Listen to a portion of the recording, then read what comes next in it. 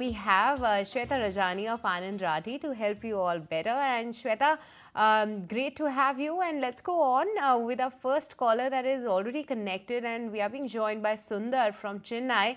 Hi, Sundar. Very good evening. And thank you so much for calling us. We have Shweta online. Please go ahead and ask your question. So I have US 64, I'm sorry, Axis Focus 25 fund for almost close to 8 lakh rupees. I'm running into losses, but I don't know. So do I need to continue this or? Okay. So, Sundar, you have been investing in this fund for the last 5 years through an SIP route. Did you go ahead with, or that was a lump sum money of 8 lakhs that you have put in? Good, but staggered investment over a period of 5 years. Okay. Shweta, he is in a loss and he has invested in Axis Focus 25 fund. Should he continue holding this one, because it's been 5 years that he's been investing in this and he's at a loss? So what will be your advice? Yeah. Sundar, my advice to you would be that you need to exit from this fund clearly because Axis itself, we've seen it's gone through a lot of changes in terms of the fund management team, their fund strategies.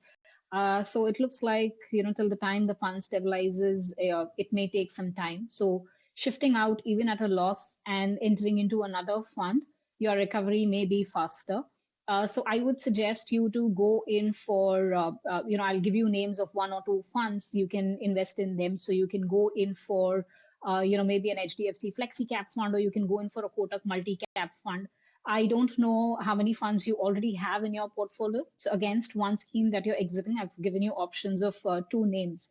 Now, also I want to highlight that, see, while you are exiting it at a loss, sometimes having a loss in the portfolio is also a good thing because you can carry it forward for the next few years. And in future, whatever gains you make in the equity, you can offset against those gains. So you can consult your CA and he'll guide you exactly on this. But exiting even at a loss may be a good thing for you because the recovery in another scheme looks to be better than Access Focus. Okay, Sundar, so that's the advice coming in for you. Do consult your CA to save some taxes out there, as well as Shweta also shared the top ideas that you can look out for. Thank you so much for calling us, but let's move on to another query that I have coming in. And Shweta, this one is an email query coming in from Alicia, and she says that she's quite new to investing and she's looking at to start her journey with an SIP of 6,000 rupees a month. How to go about it? Any top ideas that you can help her with? Any schemes? And how to take a decision that between large cap, flexi cap, small and mid cap, there are a lot of varieties of mutual funds that are available, which one to pick out from? And she also has multiple queries related to this, that in next 3 years, what should be the expectation, when to feel that it's the right time to take out the money.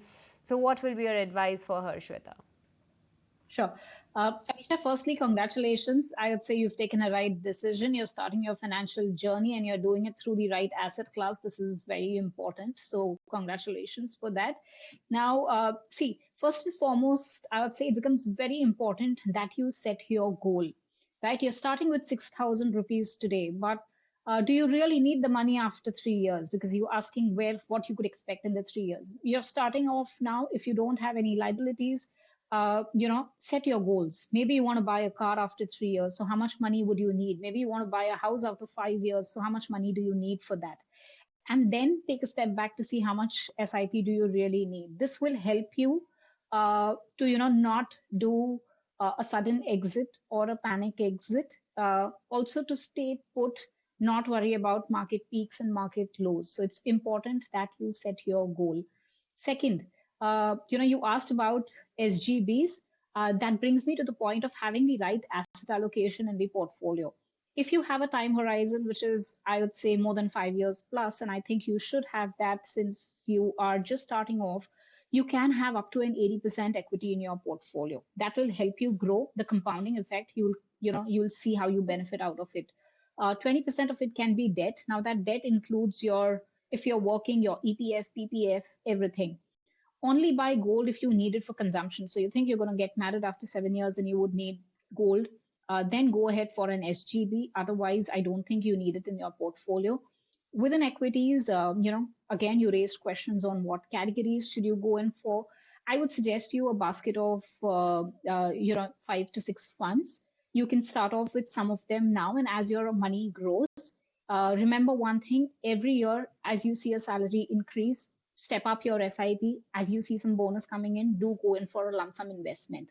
So some funds that I would suggest, go in for an HDFC dividend yield fund, go in for an Aditya Birla multi-cap fund. You can go in for a DSP equity opportunities fund, and you can go in for an Aditya Birla small cap fund. I've given you a combination so that you get a good blend of large, mid, and small in your portfolio. So that's the advice coming in for Alicia. But the next viewer is Anandita, and Shweta, she says that she's 33 years old right now, and she wants to plan her investments for the next 20 years. She's already putting in some money in 3 funds, I believe, wherein SBI Focus Fund, Tara Small Cap Fund, and Parag Parekh Flexi Cap Funds are the funds wherein she's right now, I believe, is putting 2,000 rupees a month each. And 2 questions she wants to know: that what corpus can these funds get her in the next 20 years, as well as she might also need some funds for the 20-year investment planning. Sure. Anandita, one thing that's good is you're very clear on your investment horizon, that you're not going to be needing money for the next 20 years. If you go with the current SIP, and I've taken a 14% rate of return because that's historically that's a very possible return from equities. So 6,000 monthly SIP would take you to somewhere around 80 lakhs over the next 20 years. So see if that helps you achieve your goal. If no, then you can step up your SIP, or whenever you have some lump sum, go ahead and invest that. Out of the 3 funds that you mentioned, I would say you can continue with the SBI Focus Fund.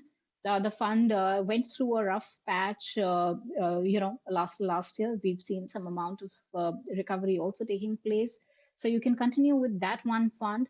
The other 2 funds that you have, Tata Small Cap and the PPFAS Flexi Cap Fund, I would suggest you to stop your SIP in them.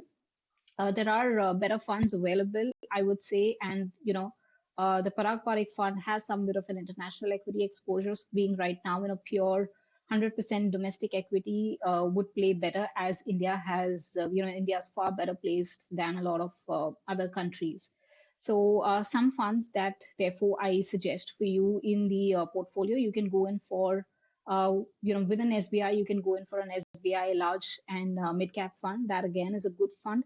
Go in for an ICICI focus equity fund. You can go in for a Quant active fund in your portfolio. So Quant active is multi-cap, iProve focus, and so having a combination of 3-4 funds should be good enough for you.